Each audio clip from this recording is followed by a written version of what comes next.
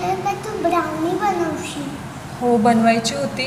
उद्या प्रॉमिस बनवते brownie. Mamma आता आपण स्टडी करूया. मम्मा वाट तू पॉपकॉर्न कधी बनवणार. ते पण उद्या बनवून देईल. ठीक आहे. केक सोबत. हां ठीक आहे. आता आपण स्टार्ट करूया. Mamma cookies. हां स्टार्ट करूया आपण. हां. Okay start reading. Kale and the kite. Kale likes to fly kites. Kite flies away.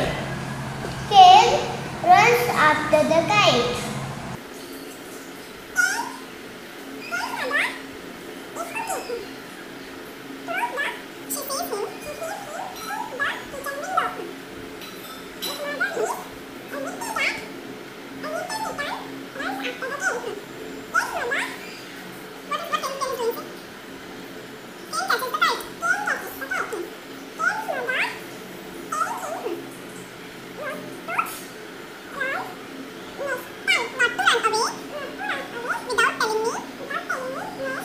क से कबूतर, ख से खरल, ग से गधा, ग से घर,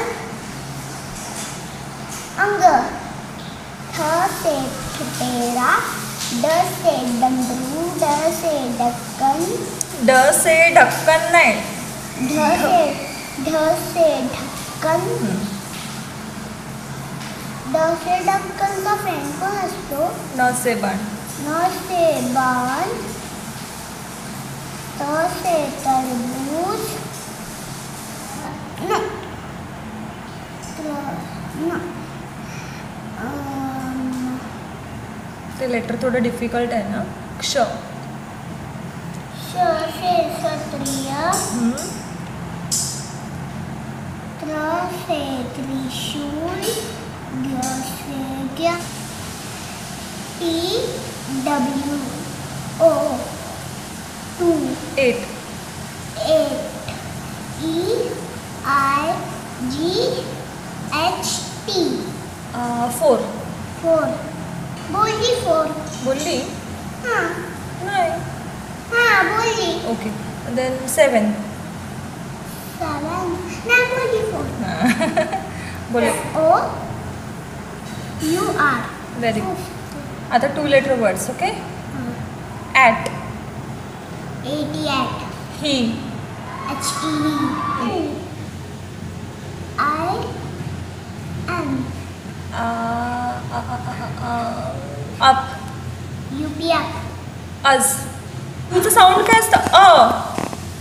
अ असतो ना यूचं साऊंड. अस मग S E नाही S U. U S. S U shoe झालं.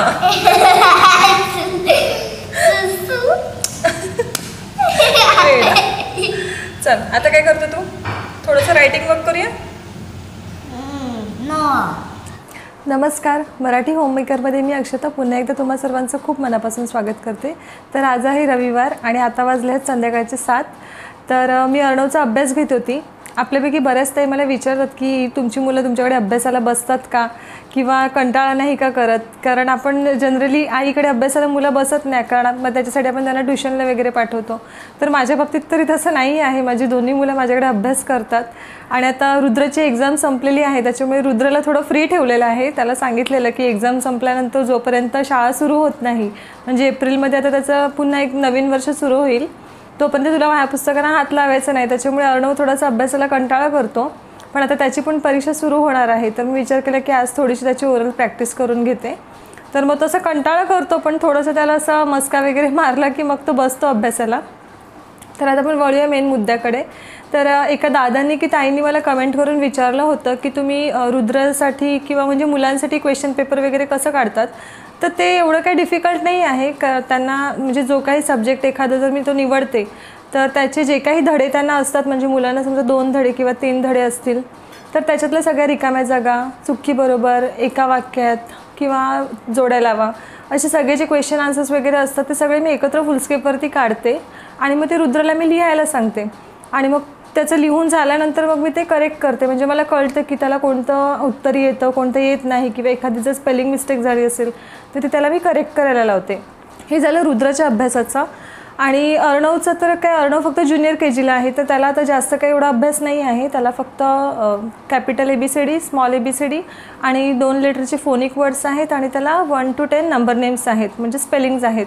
तर त्याला मी थोडंसं म्हणजे एक स्टेप पुढेच ठेवते, म्हणजे जसं स्कूलमध्ये सुरू आहे त्या ह्याच्यामध्ये मी अभ्यास नाही घेत त्याचा, थोडंसं त्याला पुढे शिकवते. म्हणजे जर शाळेमध्ये आता 1 ते 10 जर अंकात आणि अक्षरात असतील त्याला, म्हणजे नंबर नेम्स असतील, तर मग मी त्याला 20पर्यंत शिकवून ठेवलेले आहेत. म्हणजे पुढेच घेते, कारण शाळेचा जो अभ्यास आहे तो अचानक वाढतो.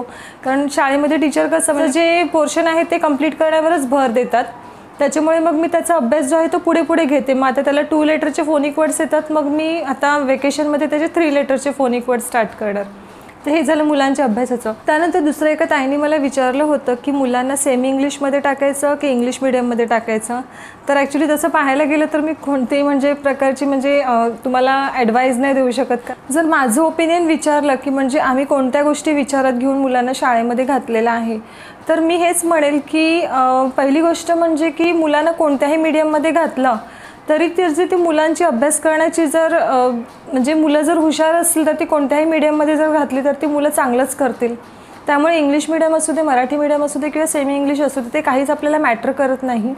तर आम्ही कोणता विचार केलेला होता, तुम्हाला जसं की माहिती आहे मी गेली 14-15 वर्षापासून ट्युशन घेते आणि बहुतेक शाळांची जी मुलं आहेत ती माझ्याकडे ट्युशनला येतात. त्याच्यामुळे कोणत्या शाळेचा अभ्यासक्रम कसा आहे हे मला माहिती आहे, किंवा त्या शाळेची शिस्त कशी आहे, तिकडचे म्हणजे मुलांना कशा प्रकारे वागणूक दिली जाते हे मला माहिती आहे. तर आम्ही काय विचार केला की एक पहिली गोष्ट म्हणजे शाळा जवळ असायला पाहिजे, ती मुलामुलींची असायला पाहिजे. त्याच्यानंतर जे शाळेचं जे ॲटमॉस्फिअर आहे ते चांगलं असलं पाहिजे. आम्ही या 3 गोष्टी विचारात घेतलेल्या होत्या. रुद्र आणि अर्णव जे आहे ते दोघं पण CBSE बोर्डला आहेत. CBSE बोर्डला टाकण्याचं आमचं असं काही इंटेन्शन नव्हतं की आमच्या मुलांना आम्हाला CBSE बोर्डलाच टाकायचं आहे, कारण रुद्रला ज्युनियर KGला मी SSC बोर्डला टाकलं होतं. पण ती जी शाळा होती ती फक्त मुलांची होती, कारण जवळपास असं म्हणजे आमच्याकडे म्हणजे चांगली जर शाळा असं म्हणजे बघायला गेलं आमच्या नजरेमध्ये तर मुलींची नव्हती, म्हणून मी त्याला मुलांच्या शाळेमध्ये टाकलं. पण नंतर मग 1 वर्ष झाल्यानंतर आम्हाला असं रिअलाईज झालं की फक्त मुलांची शाळा असेल तर ती मुलं खूप मस्ती करतात आणि मनात कुठेतरी एक होतं की नाही मुलींची शाळा पाहिजे. मग त्यानंतर मग आमच्या जवळच एक म्हणजे आधी जी SSC शाळा होती ती फक्त मुलींची होती, नंतर मग त्याने ती कन्वर्ट करून CBSEमध्ये कोहेड केली, गर्ल्स अँड बॉईज केली. मग सिनियर KGपासून रुद्रचं ॲडमिशन तिथे घेतलं आम्ही CBSEमध्ये. आणि मग आता रुद्र CBSEमध्ये आहे म्हणून अर्णवलासुद्धा आम्ही CBSEमध्ये टाकलेलं आहे. आता राहिली गोष्ट सेमी इंग्लिश आणि इंग्लिश मिडियमची. तर माझं म्हणणं असं आहे की तुम्ही तुमची फायनान्शियल कंडिशन बघा. जर तुम्हाला असं वाटते की तुम्हाला इंग्लिश मिडियमची फीस परवडण्यासारखी आहे तरच तुम्ही इंग्लिश मिडियममध्ये टाका, नाही तर सेमी इंग्लिशसुद्धा खूप बेस्ट ऑप्शन आहे. जर शाळा जर चांगली असेल तुमच्याकडे कोणतीही मराठी मिडियमची, कारण मराठी मिडियमच्या शाळा एडेड असतात. जर तुमचा फायनान्शियल प्रॉब्लेम असेल तर तुम्हाला शाळेमधून फी माफसुद्धा केली जाते किंवा कमी फीस घेतली जाते. आणि सेमी इंग्रजी जर त्यांनी घेतलं तर नंतर जर त्यांनी फ्युचरमध्ये सायन्स घेतलं 10वी नंतर तर त्यांना त्याचा खूप फायदा होईल, कारण त्यांनी ऑलरेडी शाळेमध्ये सायन्स आणि मॅथ्स हे जे सब्जेक्ट आहेत ते इंग्लिशमध्ये शिकलेले असतील. आणि जर तुम्हाला जर असं असेल की आम्हाला इंग्लिश येत नाही, म्हणजे पालकांना इंग्लिश येत नाही म्हणून मुलांना इंग्लिश मिडियममध्ये नाही टाकायचं, तर असा विचार करू नका. असं नसतं, कारण मी ट्युशन घेते, मी बघितलं आहे की कितीतरी असे पेरेंट्स आहेत जे शिकलेले नाही आहेत पण त्यांची जी मुलं आहेत ती व्यवस्थित अभ्यास करतात. कारण मुलं एकदा शाळेमध्ये जायला लागली आणि जर इंग्लिश मिडियम स्कूल असेल तर तिकडे ते इंग्लिश बोलून ते स्वतः चांगल्या प्रकारे इंग्लिश बोलतात. आणि असं अजिबात गृहीत धरू नका की जी मुलं इंग्लिश मिडियमला जातात त्यांना चांगलं इंग्लिश बोलता येतं, अशी अजिबात नाही आहे. अशी मी कितीतरी मुलं बघितलेली आहेत की जी इंग्लिश मिडियममध्ये जाऊनसुद्धा त्यांना इंग्लिश व्यवस्थित बोलता येत नाही. आणि जी मुलं मराठी मिडियममध्ये आहेत ती नंतर पुढे जाऊन व्यवस्थित इंग्लिश शिकतात आणि फ्लुएंटली इंग्लिश बोलतात सुद्धा. कारण मी माझ्या पण स्वतःवरून मी सांगू शकते तुम्हाला, मी पण मराठी मीडियम स्कूलमधूनच शिकलेली आहे, पण मी बऱ्यापैकी इंग्लिश फ्लुएंटली बोलू शकते. तितकंही चांगलं नाही, पण जर समोरून जर कोणी मला काही प्रश्न विचारला तर मी तसं इंग्लिशमधून उत्तर देऊ शकते.